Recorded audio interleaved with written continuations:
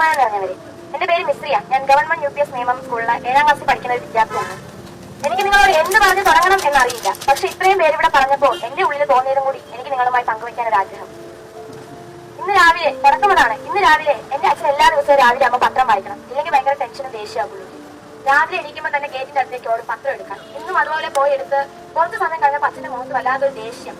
എന്നിട്ട് അച്ഛൻ സ്വയം പറയുവാണ്, ഇയാളെയൊക്കെ എങ്ങനെ വെറുതെ വിടാൻ തോന്നുന്നു? എനിക്കൊന്നും മനസ്സിലായില്ല. അതുപോലെ തന്നെ അമ്മയ്ക്ക്. ഞാൻ അച്ഛനോട് ചോദിച്ചു, എന്ത് പറ്റി ഭയങ്കര ദേഷ്യത്തില്, പാർട്ടി വല്ലതും പൊട്ടിയോ? എന്റെ അച്ഛൻ പാർട്ടിക്കാരനാണ്. സോ അങ്ങനെ ചോദിച്ചപ്പോ അച്ഛൻ പറയുന്നത്, അതല്ല, ദിലീപിനെ വെറുതെ. എനിക്ക് കാര്യം അറിയാം, പക്ഷെ എനിക്ക് അച്ഛൻ എന്തുകൊണ്ട് ദേഷ്യപ്പെട്ടു എന്നൊരു അർത്ഥം മനസ്സിലായില്ല. ഞാൻ അച്ഛനോട് വീണ്ടും ചോദിച്ചു, ദിലീപ് രക്ഷപ്പെട്ടോ, എന്ത് പറ്റി എന്ന് ചോദിച്ചു. അപ്പൊ അച്ഛൻ പറഞ്ഞു, പത്രത്തിൽ ന്യൂസ് വന്നു, 6 പേരെയും ശിക്ഷിച്ചു, എന്നിട്ട് എന്തുകൊണ്ട് ദിലീപിനെ ശിക്ഷിച്ചില്ല? അതാണ് ചോദ്യം. അതാണ് എന്റെയും ചോദ്യം. ദിലീപിനെ ശിക്ഷിച്ചില്ല, എന്നാൽ ബാക്കി കൂടെ ഉണ്ടായിരുന്ന 6 പേരെയും ശിക്ഷിച്ചു. എന്തിനാണ് അത് ചെയ്തത്? ജനങ്ങളുടെ കണ്ണിൽ പൊടി വാരിയിടാനോ? അതോ 6 പേരെ ശിക്ഷിച്ചു എന്ന് ആ ഒരു സംഘടനയ്ക്ക് വീമ്പ് മുഴക്കാനോ? ദിലീപിനെ ശിക്ഷിച്ചില്ല, ബാക്കി 6 പേരെ വെറുതെ വിട്ടെങ്കിൽ ദിലീപിനെ ആദ്യം ശിക്ഷിക്കണമായിരുന്നു. കാരണം ലോകമെമ്പാടും അദ്ദേഹം വലിയൊരാളാണ്. നമുക്ക് ആർക്കെങ്കിലും ദിലീപിനെ അറിഞ്ഞുകൂടാ എന്ന് പറയാൻ പറ്റുമോ? ഈ കൂട്ടത്തിൽ നിൽക്കുന്ന ഒരാൾക്കെങ്കിലും ദിലീപിനെ എനിക്ക് അറിയില്ല എന്ന് പറയാൻ പറ്റുമോ? ഇല്ല. കാരണം ദിലീപ് നമ്മളിൽ ഏറെ പ്രശസ്തമായ ഒരാളാണ്, അല്ലെ? ഞാൻ പണ്ട് ദിലീപിന്റെ സിനിമയൊക്കെ ഒരുപാട് തവണ കണ്ടിട്ടുള്ള ഒരാളാണ്. പക്ഷെ ഇപ്പൊ എനിക്ക് സത്യം പറഞ്ഞാൽ ദിലീപിന്റെ പേര് കേൾക്കുമ്പോൾ തന്നെ എനിക്ക് ദേഷ്യമാണ്, വിഷമമാണ്. കാരണം എന്റെ അച്ഛൻ അത് പറഞ്ഞ ശേഷം എന്റെ മുഖത്തേക്ക് നോക്കിയിട്ട് പറഞ്ഞു, നിന്നെ ഇനി എങ്ങനെ വളർത്തും? നീ വളർന്നു വരുന്ന സമൂഹവും ഇതുപോലെയാണ്. എന്റെ അച്ഛൻ മാത്രമല്ല, ഇവിടെ നിൽക്കുന്ന പലരും അച്ഛനാണ്. അവർക്കും കാണും പെൺമക്കൾ. ഇതുപോലെയുള്ള പല അച്ഛനമ്മമാർക്ക് ഭയമാണ്, എങ്ങനെ ഈ സമൂഹത്ത് പെൺകുട്ടികളെ വളർത്തും, പെൺകുട്ടികൾക്ക് ഇനി ജന്മം കൊടുക്കണ്ടേ എന്ന് പലരും ചിന്തിക്കുന്നുണ്ട്. കാരണം ഇതുപോലെയുള്ള സാമൂഹ്യ ദ്രോഹികൾ ഇവിടെ അഴിഞ്ഞാടുന്നത് കൊണ്ട്. എന്തുകൊണ്ട് ഇതിനൊന്നും എതിരെ ഗവൺമെന്റ് നിൽക്കുന്നില്ല? ദിലീപിന് പണമുള്ളത് കൊണ്ടോ? അതുമല്ല അദ്ദേഹം സിനിമാ നടനാണെന്നുകൊണ്ടോ? അദ്ദേഹം എന്നൊരു വാക്കിന്റെ അർത്ഥം അത് ദിലീപിന് ഒരിക്കലും ചേരില്ല. കാരണം അദ്ദേഹം എന്ന് ബഹുമാനത്തോടെ സ്നേഹത്തോടെ നമ്മൾ ഒരാളെ വിളിക്കുന്നതാണ്. ദിലീപിനെ പോലെ ഇനി എത്ര പേർ ഈ നാട്ടിൽ ഇനിയും വരും? ഒരിക്കലും ഒരു പെൺകുട്ടിക്ക്, ഇപ്പോൾ എല്ലാവരും പറയുന്നുണ്ട് പെൺകുട്ടികൾക്ക് ഇറങ്ങി നടക്കാം, കുഴപ്പമില്ല. പക്ഷെ പലയിടത്തും പെൺകുട്ടികളെ വീണ്ടും അടച്ചിട്ടിരിക്കുകയാണ്. എന്തുകൊണ്ട്? മാതാപിതാക്കൾക്ക് ഭയമാണ് പെൺകുട്ടികളെ പുറത്തിറക്കാൻ. ഇനി അവൾ പുറത്തിറങ്ങുന്നിടത്ത് അവളുടെ ചുറ്റും എത്ര പേർ, ദിലീപിനെ പോലെ എത്ര പേർ വരുമെന്ന്. സിനിമാ നടന്മാർക്ക് പോലും അപമാനമാണ് ദിലീപ്. എന്റെ സുഹൃത്തുക്കള് ദിലീപിനെ കുറിച്ച് പറയുമ്പോൾ 3 നാവാണ്. എനിക്ക് 3 നാവായിരുന്നു. കാരണം നമ്മൾ ഏറെ സ്നേഹിക്കുന്ന ഒരു സിനിമാ നടനിൽ ഒന്നായിരിക്കണം ദിലീപ് ഇതുവരെ. പക്ഷെ ഇപ്പോൾ എനിക്ക് എന്നോട് തന്നെ കുറ്റവും ലജ്ജവും തോന്നുന്നു, ഇത്രയും നാൾ അദ്ദേഹത്തിന്റെ അയാളുടെ സിനിമ കണ്ടതിൽ. കാരണം അയാളുടെ സിനിമയിൽ എത്ര നല്ല റോളാണോ അയാൾ അഭിനയിച്ചത്, അതിനേക്കാൾ വൻമതിൽ മാസമായിട്ടാണ് അയാൾ ജീവിതത്തിൽ പ്രകടമാക്കുന്നത് ഓർക്കുമ്പോൾ അദ്ദേഹത്തെ നിർത്തി പൊലിക്കാനുള്ള ദേഷ്യമുണ്ട് എനിക്ക്. കത്തിക്കണം, ഈ ജനക്കൂട്ടത്തിന് മുന്നിലിട്ട് അയാളെ. എല്ലാവരോടും ഇതുപോലെ ഒരു സാമൂഹ്യ ദ്രോഹിയെ ഇനി വെച്ചോണ്ടിരിക്കരുതെന്നും കേന്ദ്രത്തിനോടായി ആവശ്യപ്പെട്ടുകൊണ്ട് നിർത്തുന്നു. നന്ദി, നമസ്കാരം. ഒരു നിമിഷം, ഒരു വാക്ക്, ഒരു കുട്ടിയുടെ കൈപ്പിടിയിൽ നിന്നാണ് അത് പുറത്തു വന്നത്. അവൾ പറഞ്ഞത് ഇങ്ങനെയുള്ള ആളെ ഇനി സമൂഹം വെച്ചേക്കരുത് എന്നതാണ്. അതിനോടൊപ്പം വന്ന ആ ഒരു തീവ്രമായിട്ടുള്ള വാചകം എന്തായാലും സോഷ്യൽ മീഡിയയിൽ അത് തീ പാറി എന്ന് വേണം പറയാൻ. പെണ്ണിന്റെ വേദന, പെൺകുട്ടികളുടെ ഭയം, അച്ഛനമ്മമാരുടെ വിറയലുകൾ എല്ലാം ഒരു നിമിഷം ഈ ഒരു വീഡിയോയിൽ ഒതുങ്ങി. പക്ഷേ സത്യം അതിൽ ഒതുങ്ങുന്നില്ല. ദിലീപിനെ കുറ്റവിമുക്തനാക്കിക്കൊണ്ടുള്ള കോടതി വിധി, അതാണ് ഈ ഒരു അതിവേഗ പൊട്ടിത്തെറിയുടെ യഥാർത്ഥ ഒരു തുടക്കം എന്ന് പറയുന്നത്. നടി ആക്രമിക്കപ്പെട്ട കേസ് കേരളത്തിലെ ഏറ്റവും ദീർഘമായിട്ടുള്ള ഒരു സാമൂഹ്യ വാർത്താ തർക്കങ്ങളിൽ ഒന്നായിരുന്നു. 1 മുതൽ 6 പ്രതികൾ കുറ്റക്കാരായി. 8ാം പ്രതിയായിട്ടുള്ള ദിലീപ് ഗൂഢാലോചന തെളിയിക്കാനാകാത്തത് കൊണ്ട് തന്നെ കുറ്റവിമുക്തനുമായി. ജഡ്ജി ഹണിയം വർഗീസ് തെളിവുകൾ മതിയല്ല എന്ന് പറഞ്ഞത് അതൊരു നിയമ നിബന്ധന. തെളിയിക്കാൻ പ്രോസിക്യൂഷനും പരാജയപ്പെട്ടു. ആ വിധി ഒരിടത്ത് ഒരു നിയമനിർണയമായിരിക്കും, പക്ഷെ സമൂഹത്തിന് അതൊരു ഷോക്കായിരുന്നു. ഇപ്പോൾ ഈ ഒരു വീഡിയോ സോഷ്യൽ മീഡിയയിൽ വ്യാപിച്ചു കിടക്കുന്ന ഒരു വീഡിയോ ആണ്. അതായത് ഒരു ചെറുപ്പക്കാരി പൊട്ടിത്തെറിച്ച് സംസാരിക്കുന്ന ആ ഒരു നിമിഷം, ഇങ്ങനെയുള്ളവരെ സമൂഹം ഇനി വെച്ചേക്കരുത് എന്ന് അവളുടെ ശബ്ദം ആയിരങ്ങളാണ് ഷെയർ ചെയ്തത്. എന്നാൽ ചോദ്യം ഒന്നേ ഉള്ളൂ, ഈ രോഷം ഒരു അതിജീവിതയ്ക്കുള്ള പിന്തുണയാണോ, അതോ അവൾ പറഞ്ഞ ഒരു വാക്ക് കത്തിക്കണം സമൂഹത്തെ വേറൊരു അപകടകരമായിട്ടുള്ള വഴിയിലേക്ക് തള്ളിയതാണോ? നമുക്ക് കാര്യങ്ങൾ ശരിയായ ക്രമത്തിൽ ഒന്ന് നോക്കാം. കൊടുങ്കാറ്റായി പൊങ്ങുന്ന ഈ ഒരു വികാരത്തിന് മുൻപിൽ കോടതി വിധിയും സമൂഹ പ്രതികരണവും സിനിമാ ലോകവും രാഷ്ട്രീയ നിറങ്ങളും എല്ലാറ്റിനും പിന്നിലെ യാഥാർത്ഥ്യം എന്താണ്? നടി ആക്രമിക്കപ്പെട്ട കേസിൽ പല വർഷങ്ങളായിട്ട് മലയാള സിനിമ അടക്കമുള്ള സമൂഹത്തെ 2 ഭാഗമാക്കി നിർത്തിയ ഒരു കേസ് കഴിഞ്ഞ ദിവസം വലിയൊരു വഴിത്തിരിവാണ് നമ്മൾ കണ്ടത്. കോടതി വ്യക്തമാക്കിയ വാക്കെന്ന് പറയുന്നത് ദിലീപിനെതിരെ ഗൂഢാലോചന തെളിയിക്കാൻ മതിയായിട്ടുള്ള തെളിവുകൾ കണ്ടെത്താനായില്ല എന്നത്. അതായത് 8ാം പ്രതിയായുള്ള ദിലീപ് കുറ്റവിമുക്തൻ എന്നത്.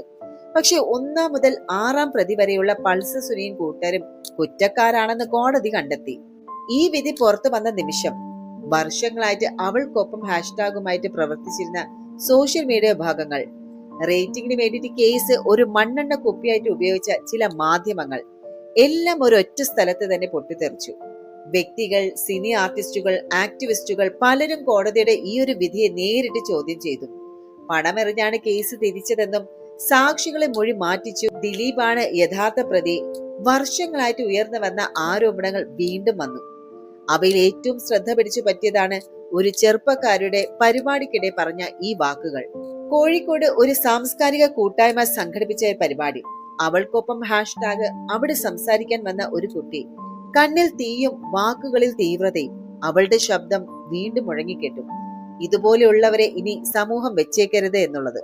ഈ വാക്കുകൾ കോടിക്കണക്കിന് ആളുകളാണ് കണ്ടതും ഷെയർ ചെയ്തതും. പക്ഷെ ഒരൊറ്റ വാചകം ഭീഷണിയിലേക്കും വളഞ്ഞുപോയി. ആ പറഞ്ഞ കുട്ടി പൊള്ളുന്ന മനസ്സോടെയും വികാരത്തോടും ഭയത്തോടുമാണ് അത് സംസാരിച്ചത്. സ്ത്രീകൾ നേരിടുന്ന അതിക്രമങ്ങളും കേസുകളിൽ വന്ന പരാജയങ്ങളും അവൾ കണ്ടത് അവളുടെ കണ്ണിലൂടെ. പക്ഷേ സോഷ്യൽ മീഡിയ അതൊരു വേദനാഭരിതമായിട്ടുള്ള പ്രതികരണമായിട്ട് കാണാതെ രാഷ്ട്രീയമായി, മതമായി, സംഘപരിവാർ, ലിബറൽ വർഗം എന്നുള്ള രീതിയിലേക്കും അത് വലിച്ചു. ഇത്തരം കാര്യങ്ങളിലാണ് അപകടം ആരംഭിക്കുന്നത്. അതായത് ചില ഓൺലൈൻ വിഭാഗങ്ങൾ ഈ ഒരു കുട്ടിയുടെ തട്ടവും വസ്ത്രധാരണവും ഒക്കെ എടുത്ത് അതിനെ കമ്മ്യൂണൽ കളറിൽ നിറയ്ക്കാനുള്ള ആരംഭവും തുടങ്ങി. മതം, ഐഡന്റിറ്റി, സംഭാഷണം എല്ലാം മിക്സ് ചെയ്ത് വിഷം പകരാനുള്ള ശ്രമം.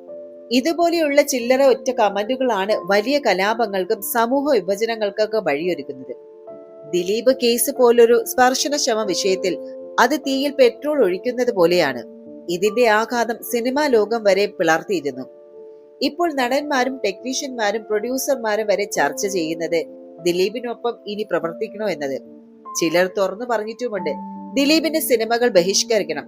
എന്നാൽ എല്ലാ കാര്യത്തിനും മുകളിൽ നിൽക്കുന്ന ഒരു ചോദ്യം, കോടതിയുടെ വിധി തെറ്റാണോ ശരിയാണോ അത് തീരുമാനിക്കേണ്ടത് ആരാണ് എന്നുള്ളത്.